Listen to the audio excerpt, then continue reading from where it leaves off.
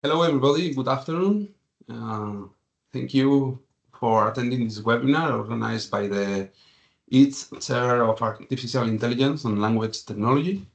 EEG means word in Basque, and its center is the Basque Center for Language Technology, part of the University of the Basque Country. This is the fourth of the monthly webinar series of this academic year. We are in the equator of the cycle of the series. And I want to take this opportunity to recommend you the remaining webinars. You can see the program now in your screens, hopefully. But today we have a very interesting talk by Christian Herff. The name of the talk is Speech Neuroprostheses based on intracranial EEG. And the speaker is Christian Herff. Dr. Christian Herff is an assistant professor in the School of Mental Health and Neuroscience at Maastricht University, where he leads the invasive BCI research line at the Neural Interfacing Lab. His research interest lays in the application of machine learning technology to neurophysiological data for brain-computer interfaces and neuroscience research. He is a leading researcher in the area of the decoding of speech processes from intracranial neural signals and has produced outstanding contributions in this area, about which he is going to talk to us in this seminar. He tries to improve the lives of severely paralyzed patients while simultaneously improving our understanding of complex, higher-order conditions such as memory, navigation, or decision-making. He emphasized the ability to achieve interpretable results based on computational models. In particular, visualization of complex dynamic models such as deep neural networks is of interest to him. Dr. Herff has published more than 90 research papers. He has received the Early Career Award from the Royal Netherlands Academy of Science, and he has also participated in numerous research projects, one of which is the Deep Restore project, where we are fortunate to have him as part of the research team working on the speech restoration from brain biosignals line of the project. I don't want to take up more time from the talk, so I will leave the floor to Dr. Herff. I like to remind that we will have some time for questions at the end of the talk. So, Christian, when you want. Thank you so much for the really kind introduction. I feel very flattened. Let me quickly share my screen. Okay. And then without further ado, let's get started. I'm like many of you, I'm a computer scientist by background, and I ended up working in the department of neurosurgery. So most of my colleagues are medical doctors drilling holes into brains. So it's often very difficult trying to disentangle for them what a computer scientist does and what we don't.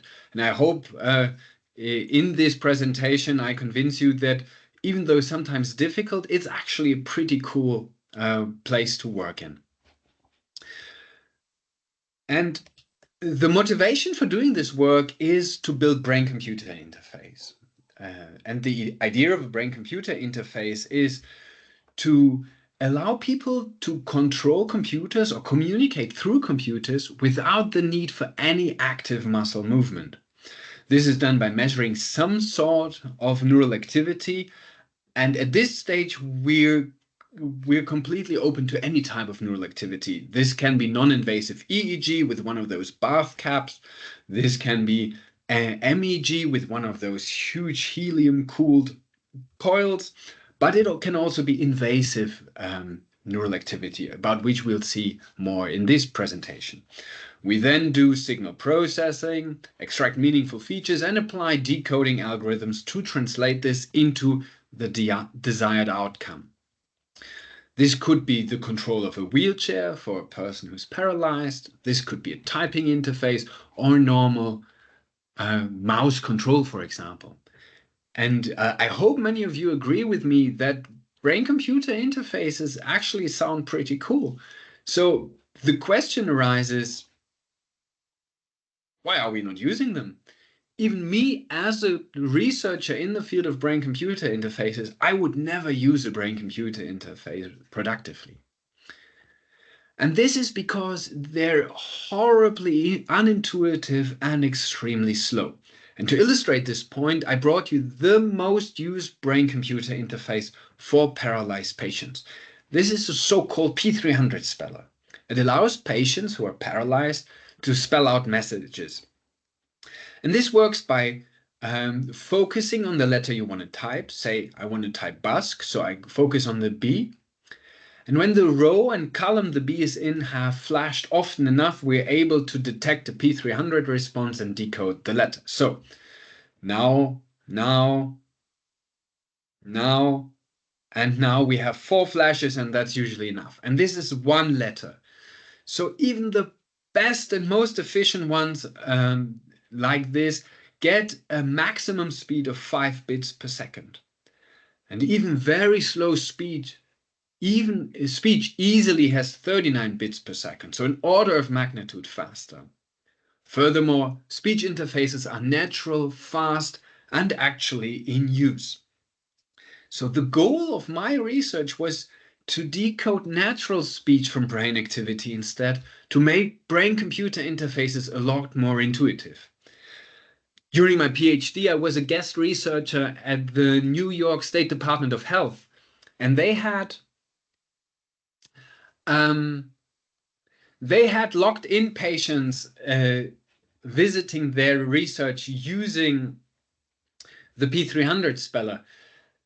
And these locked-in patients actually didn't like the P300 speller at all. They thought that this is so slow and so cumbersome that there is usually a better way to communicate than the P300 speller.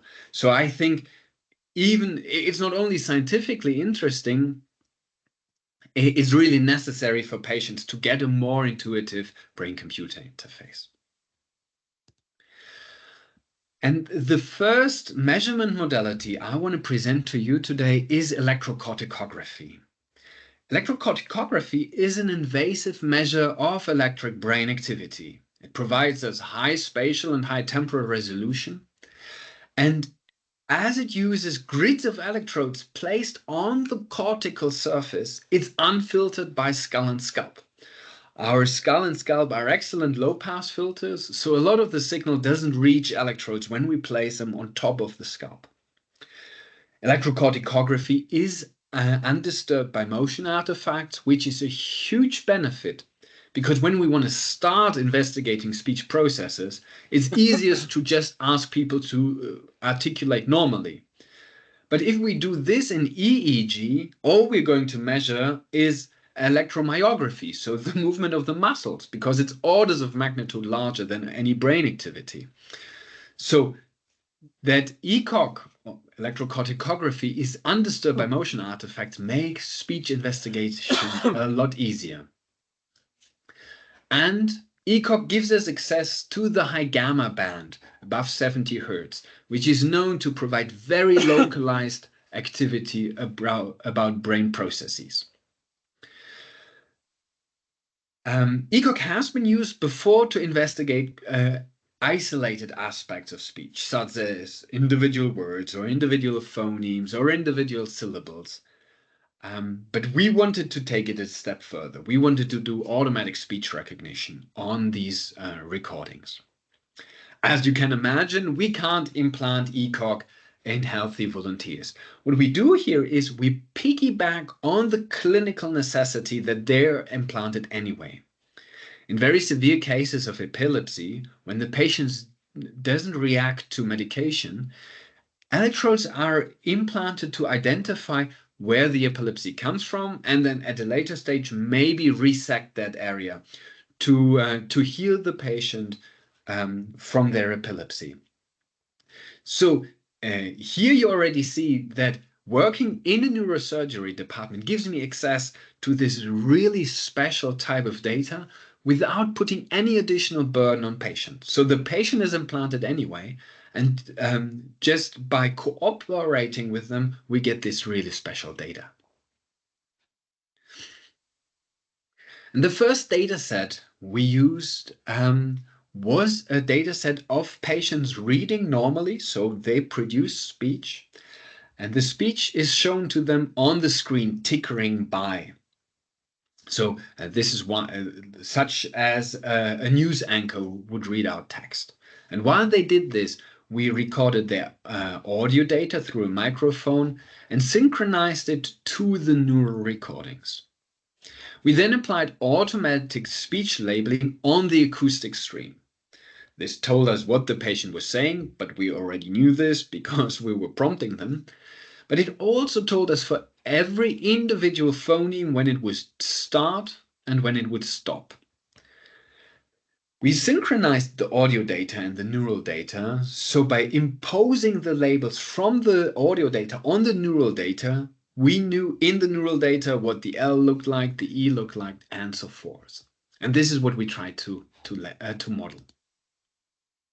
Our whole data set was recorded by Gervin Schalk, who used to be in New York at the New York State Department of Health.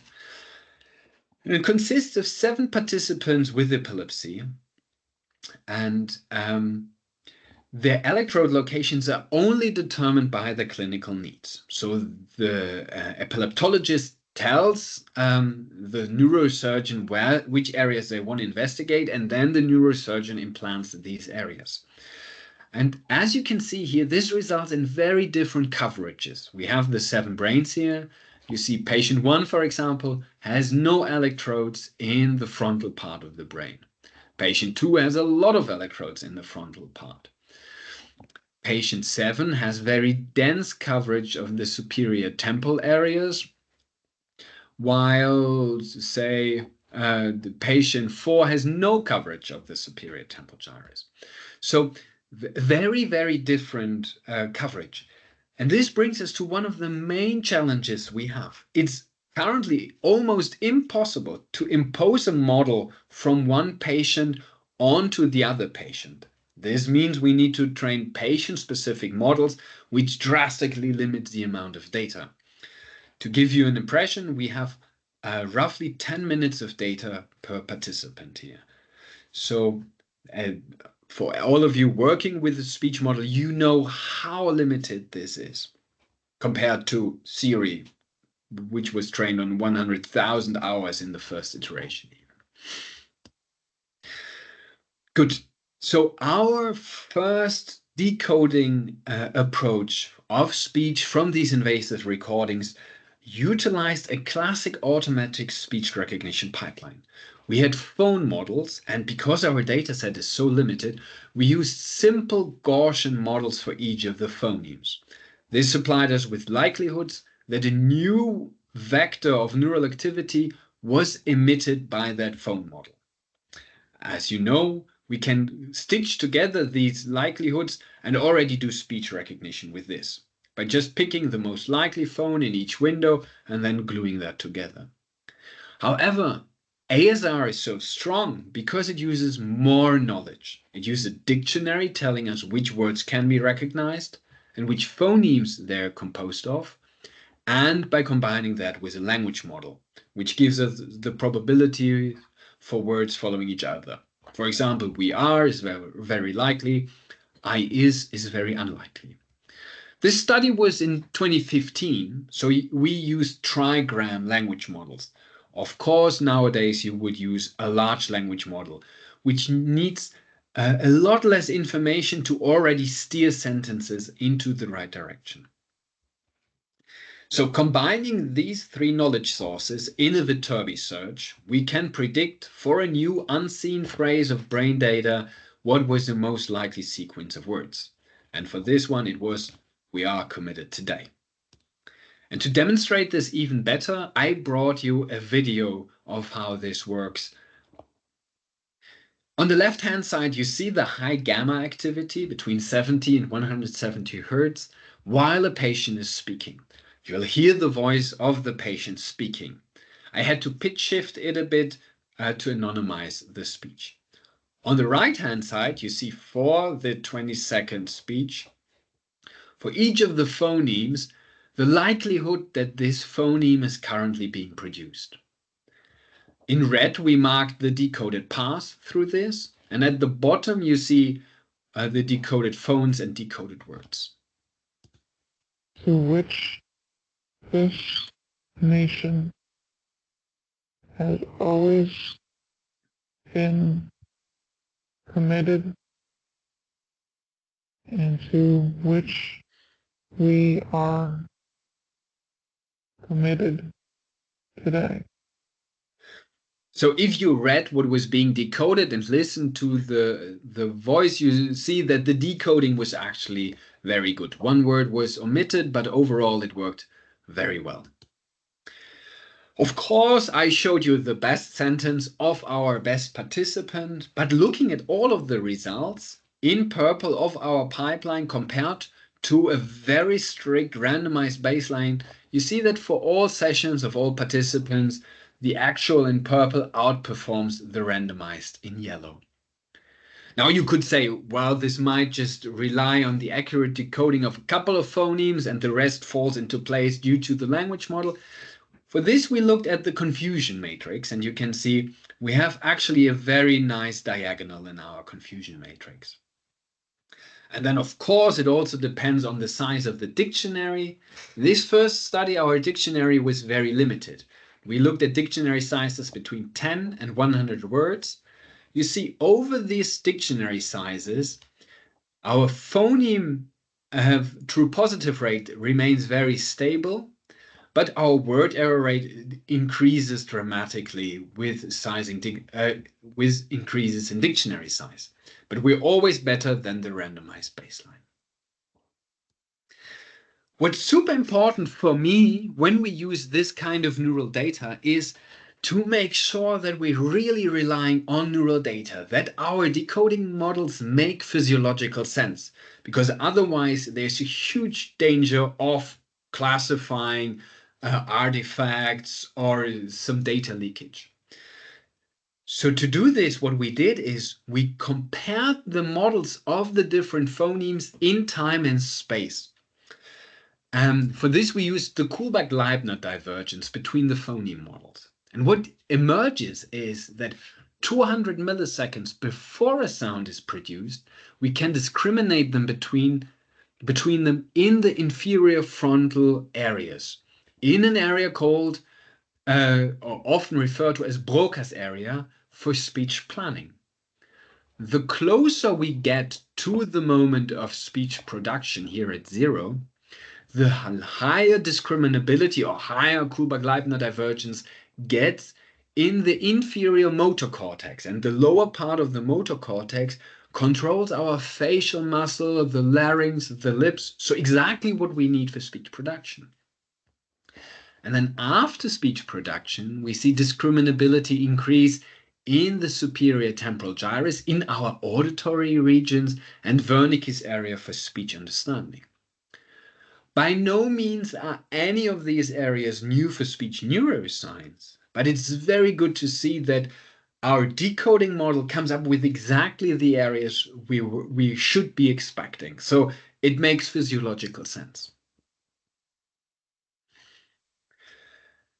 And I'm very happy to report that after our study, very similar findings have been reproduced with a lot larger dictionaries, a lot more data, a lot better results in ECOG by the team of Eddie Chang, also with patients really suffering from speech impairments, and also with microelectrode arrays, also in the patients suffering from speech impairments.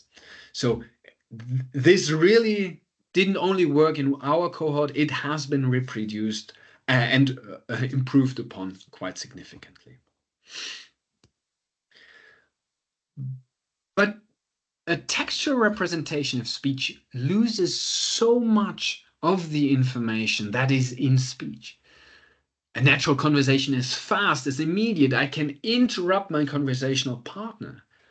I can also add additional information, such as the prosody. That means I can go up with my voice at the end of a sentence to indicate a question, or I can accentuate certain words that are particularly important.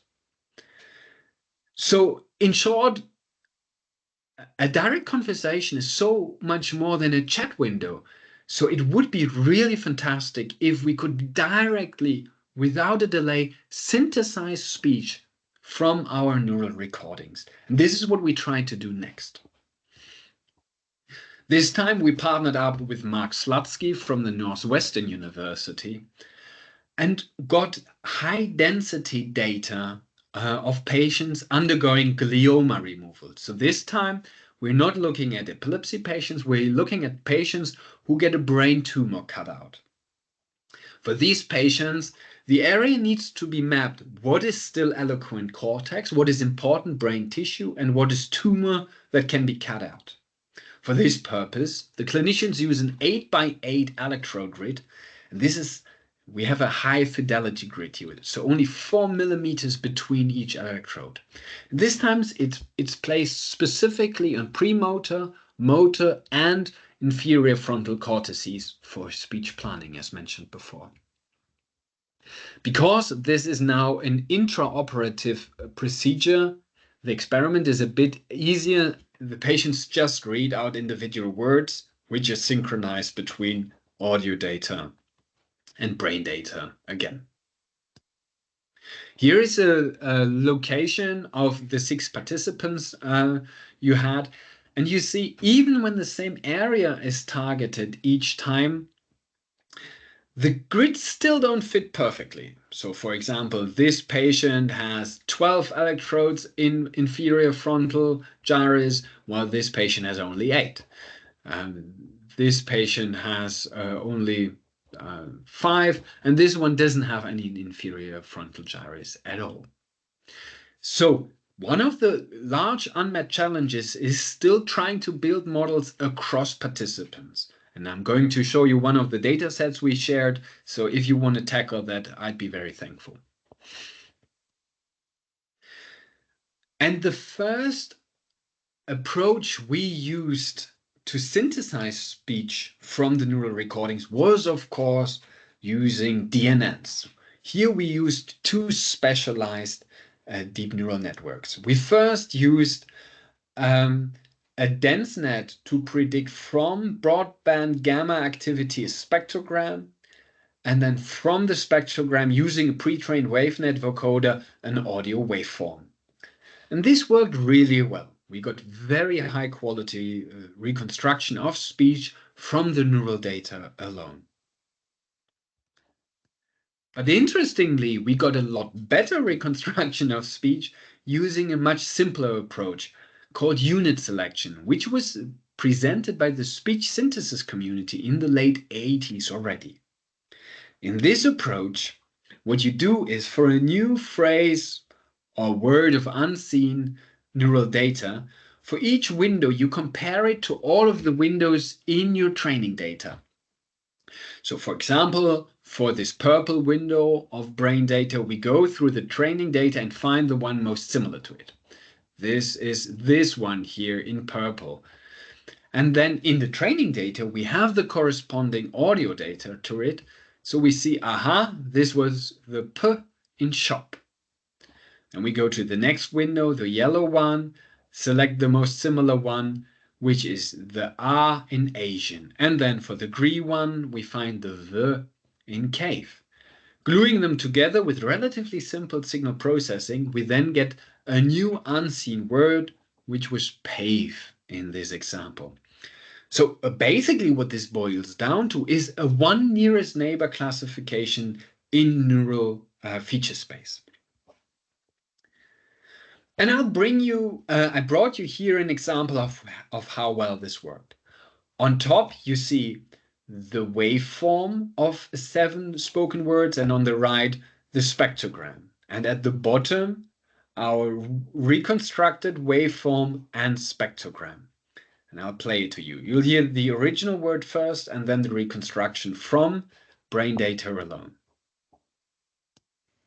Beige, beige, pave, pave, Persian, version, rush, mush, shook, shook, steer, stare, vision, version.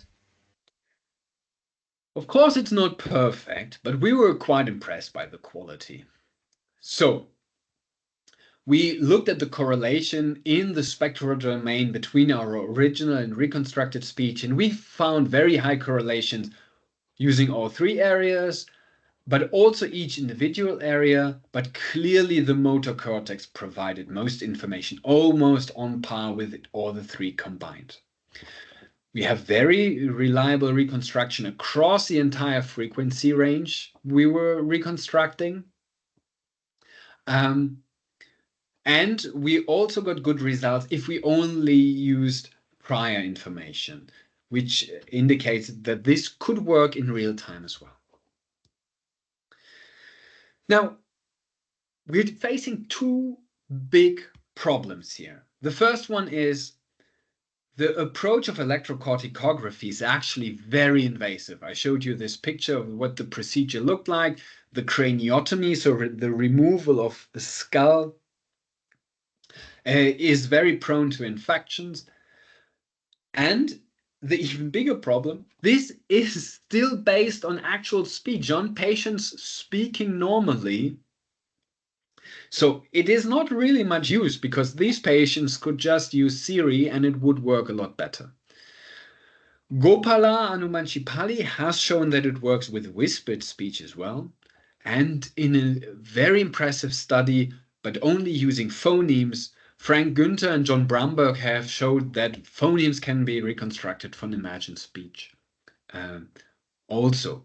So we set out to tackle these two problems next.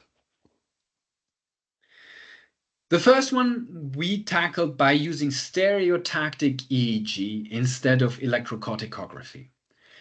In stereotactic EEG, no craniotomy is necessary. This procedure is considered to have to be minimally invasive and have a much lower risk profile. Instead of taking a piece of the skull out, only tiny holes are drilled and then long shafts of electrodes are implanted into the brain.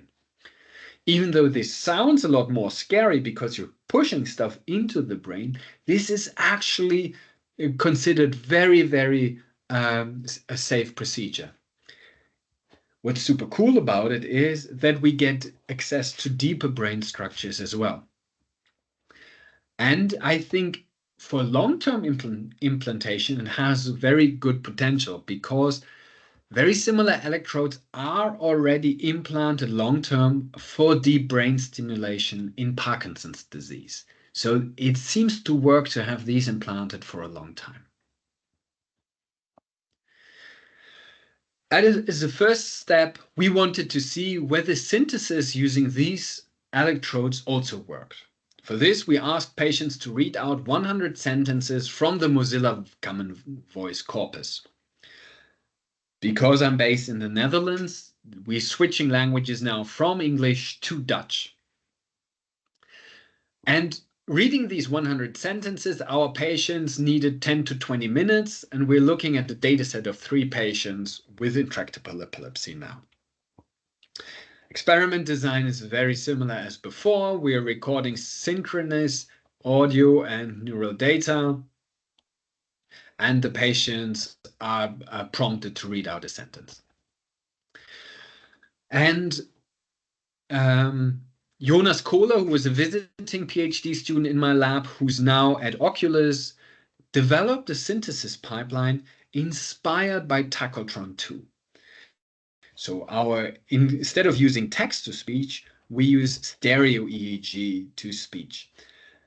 Jonas reconstructed a spectral representation, which was then fed into a pre-trained wave glow network to get time series, waveform representations of speech. And our recurrent sequence-to-sequence model consists of an encoder and a decoder architecture with an attention mechanism between the two But this was designed before they were known as transformers, and with a gated recurrent unit in the decoder part. And again, I brought you a sentence. Or you're seeing the sentence the patient was prompted to speak on top, the original waveform and spectrogram, and the reconstruction by this tachotron 2 inspired approach. And I'll play it to you now. Het resultaat ligt op de oriëntatiebalk berg. Het resultaat betekent dat What I hope this showed you is, first, yes, it's also possible to reconstruct speech from stereo EEG, even though, of course, the sampling is not as good as an ECOG. What it also showed you is that the patients don't always do what you asked them to, because this patient was reading out a very different sentence from the one prompted here. And this will be important in a bit. Het resultaat. Of course, let's look at all the results again, and we compared the results of this approach to DenseNet, and for all three participants, this approach outperformed DenseNet quite significantly. We also looked at the importance of dataset size, and we see with increasing dataset size, we still get a lot better results. So this has not saturated yet, so we would still benefit from more data, which is, of course, quite natural. While this is very interesting scientifically, it still doesn't help patients at all. It is less invasive, but the patient is still reading out. So it's not helpful to them. So what we need is to tackle imagined speech. And for this, I partnered up with Miguel Angrick, who is now a postdoc at Johns Hopkins University, to investigate imagined speech. And what we first did is we asked patients, here is a sentence, please imagine reading this sentence. And then here is the next sentence, please imagine reading this sentence. And every patient told us, I hate this, and I don't know how to imagine reading, and what do you even mean? And we found very, very little activity. And I think this is because the experiment is so poorly designed, the patients just don't do it. So Miguel and I came to the conclusion that if we want to investigate imagined speech processes, what we need to do is we need to provide immediate feedback, that as soon as the patient imagines to speak, they hear what the pipeline reconstructs. And I'll show you our pilot results here. We have a pilot female Dutch participant.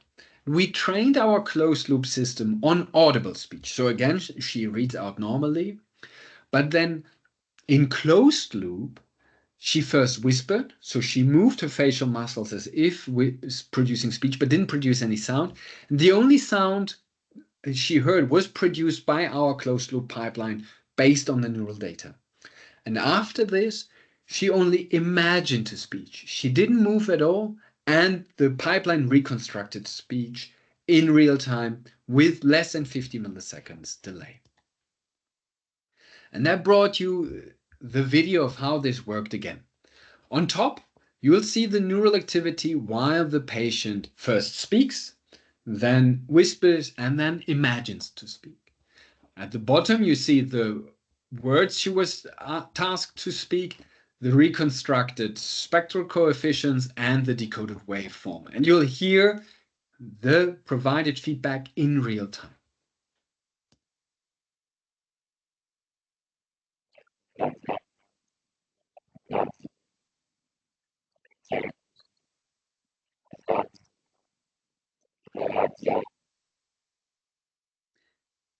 Now she's only whispering.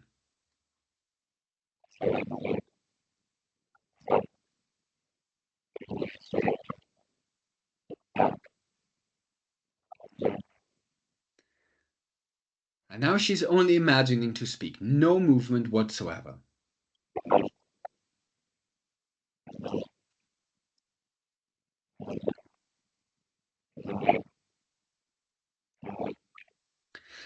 Now, I could say this is perfectly understandable, you just don't speak Dutch, but of course that's not true.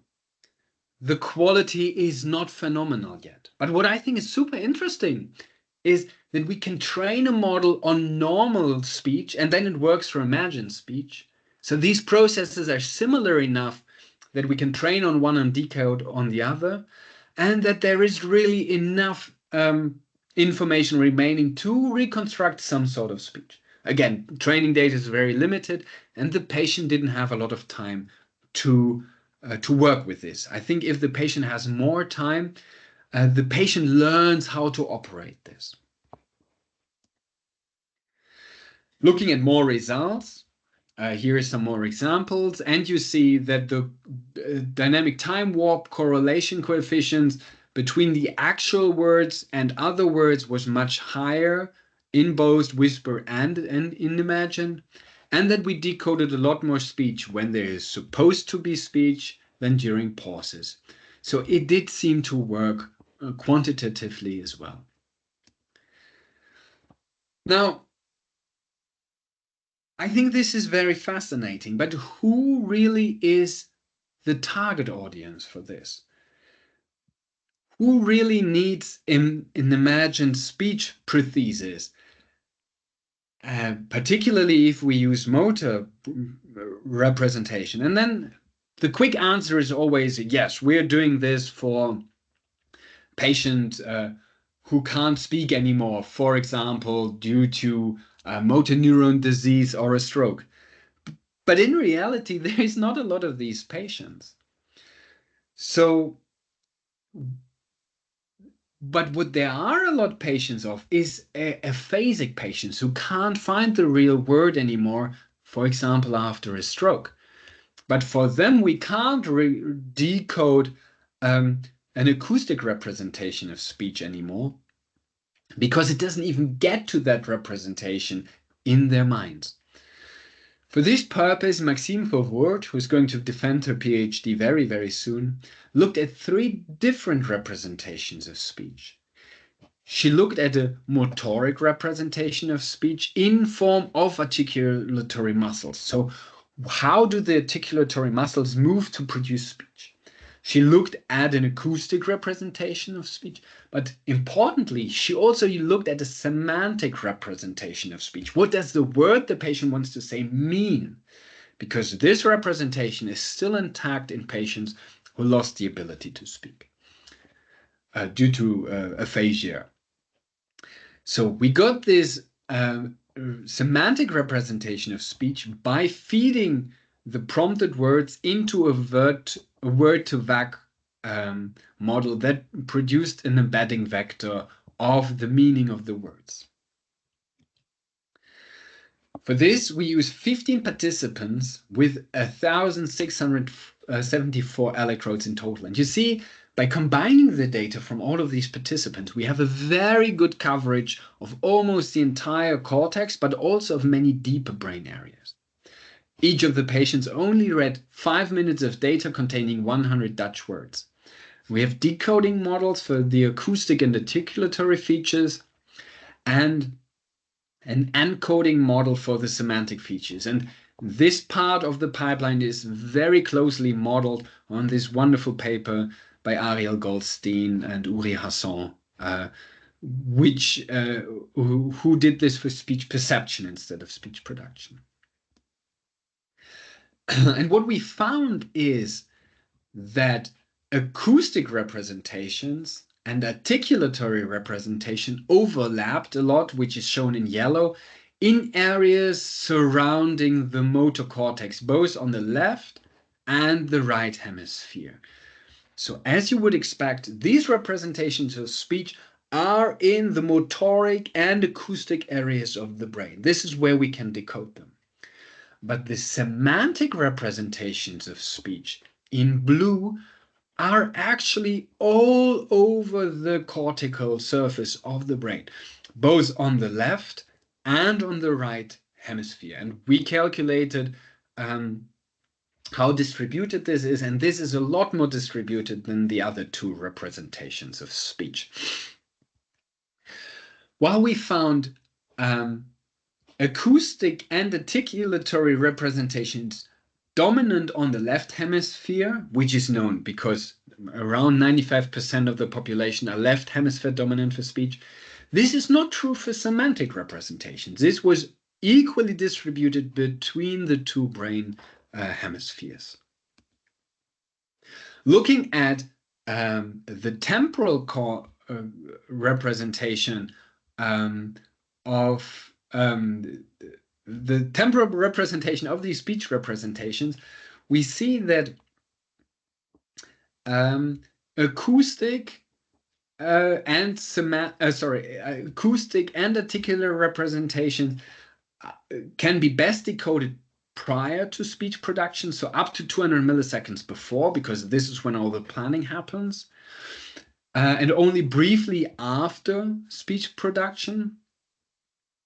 But the semantic is actually very widespread over the entire time the word is produced, before and after. So the meaning of the word is processed a lot longer than the articulatory or acoustic representation. So let me go back to this. I think this is, even though it's just a first step, I think this is immensely important, because now we are tackling representations of speech that might help patients who can't find the right words anymore after a stroke, and thereby make the user group of a speech neuroprosthesis a lot larger. Instead of just the 5 or 6 patients per country suffering from ALS, we're looking at a very, very large population of patients. And with this, I would like to conclude. I hope I've shown you that speech can be decoded from intracranial recordings. I hope I showed you that speech can even be synthesized in real time, even from minimally invasive recordings, as we have in stereo EEG. In my opinion, even though neural networks are cool and always the best if we have a lot of data, simple models can outperform them if training data is very limited. And we made several data sets available. Here is a data set of 10 participants. We recently made a data set of 30 participants speaking available. And we would be excited to see what you can come up with to reconstruct speech from neural data. All of this is a team effort. I have to thank everyone in the team and collaborators. I would like to particularly highlight Peter Kubben, who's the neurosurgeon actually implanting the participants, and of course PhD students and research assistants and our funders who make all of this research possible. Thank you very much, and now I'd be excited to take some questions.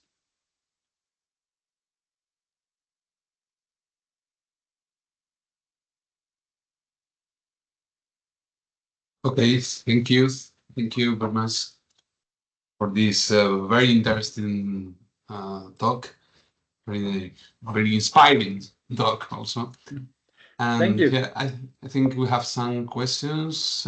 Xavier. Yeah, hello, do you hear me? Yes. I hear you fine. Nice, okay, very interesting talk, Christian, thank you very much. I have a Thank question. We are working with magnetoencephalography that is not non-invasive.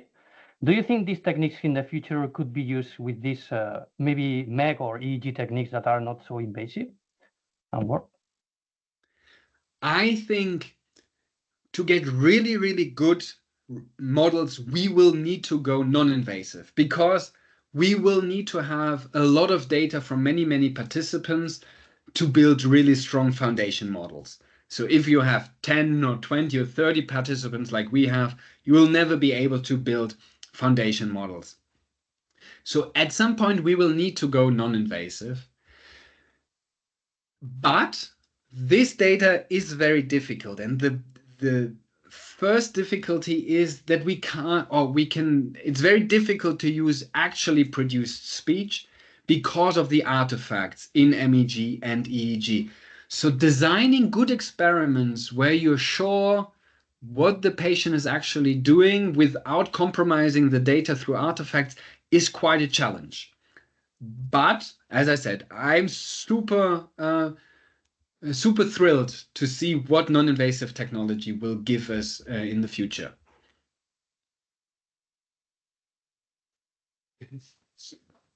Thank you.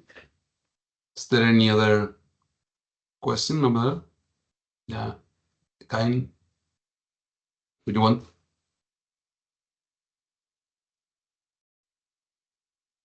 Kain, can you hear us? We cannot hear you. You have your microphone is mute.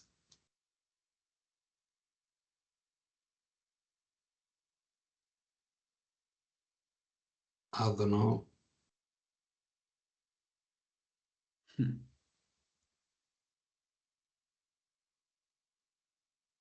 In the meantime, while Kain is fixing the problems with the microphone, there's another participant, Julia.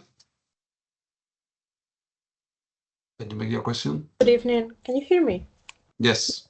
Hi. Well, I have finished a master's degree in linguistics, and I'm now dipping my toes in programming and machine learning.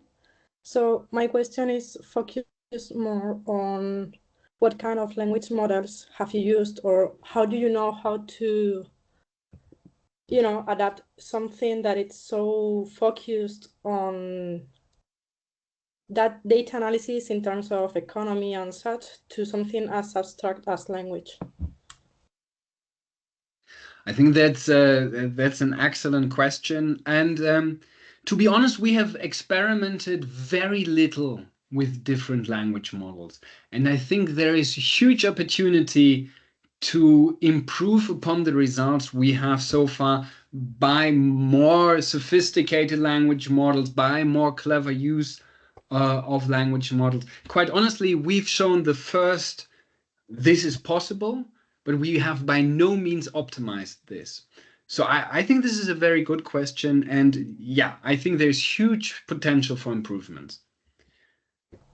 So if it's okay, if I ask another question, how Sure. could you say that, how easy it is to now start, focusing on that from, I'm starting on the programming field and such, since I'm going to speak as myself, like I want to focus on both aspects. So how do I do that? So this used to be a very difficult area to get started in because you needed to work with neurosurgeons and then they spoke this whole different language. But by now, several data sets have been shared. So I think it's very easy to get started. You can just go to that website, download the data set, and it's all set up already that you can get started to. There's also code to give you a first model to do this. And some other groups, so the microarray group from the Nature paper I highlighted earlier, they also shared the data. So by now it's very easy to get started in this research field. Thank you.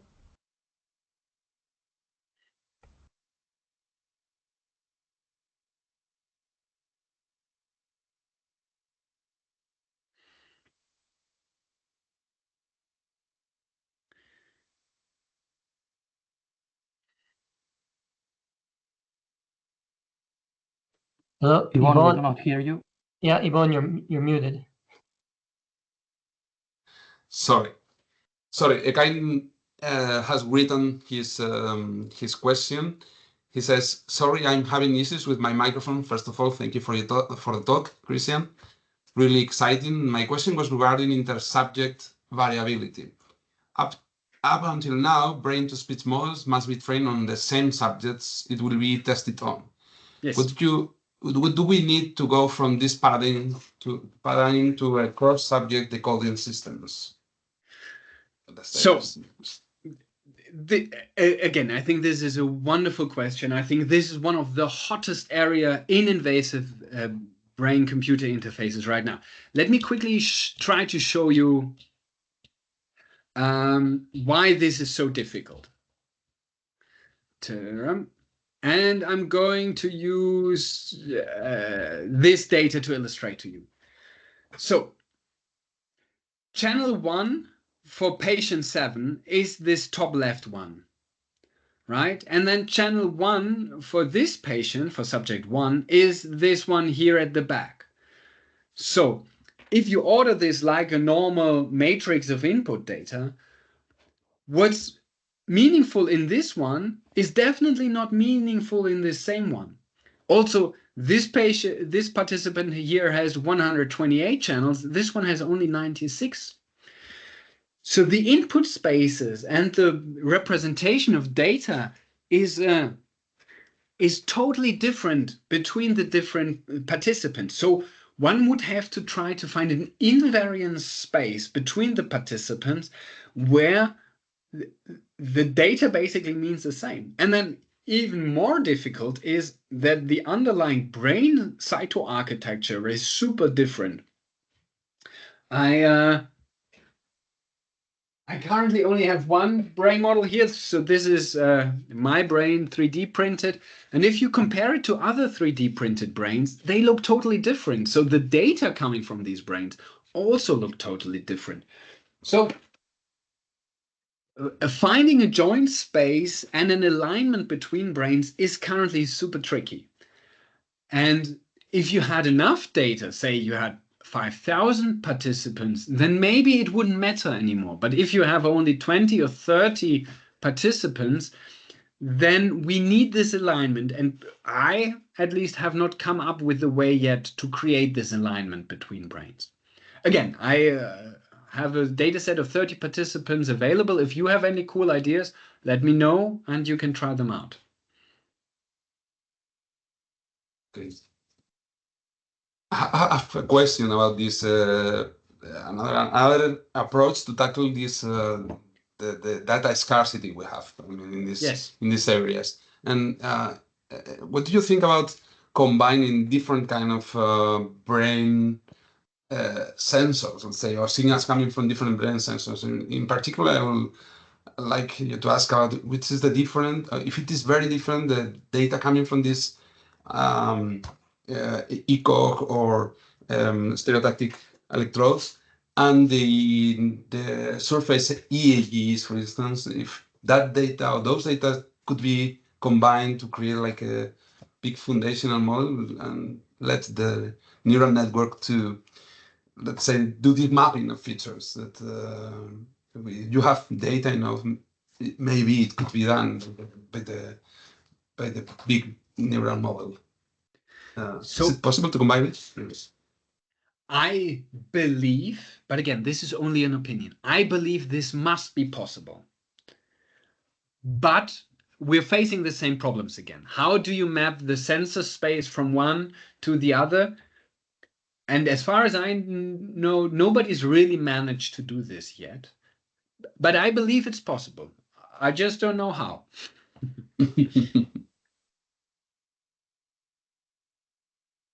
I don't know if there is any other question over there.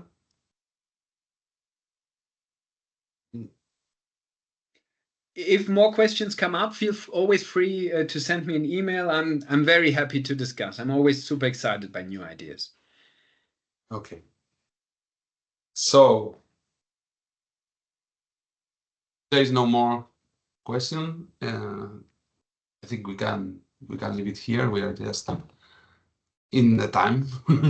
And so Christian, thank you very much again for this very, very interesting talk, and we of course we will continue this relationship and probably exchange some ideas in our projects and with the work we are doing in our research.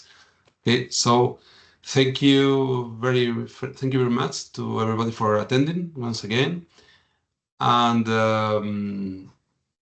I remember that we have another session in this webinar series the next April, the 3rd of April, and with Emmanuel Bugliarello. So it will be also very interesting. Thank you again, Christian, and goodbye. Thank you so much for the opportunity. It was great discussing with you. Thank you. Thank you very much. Bye-bye. Bye.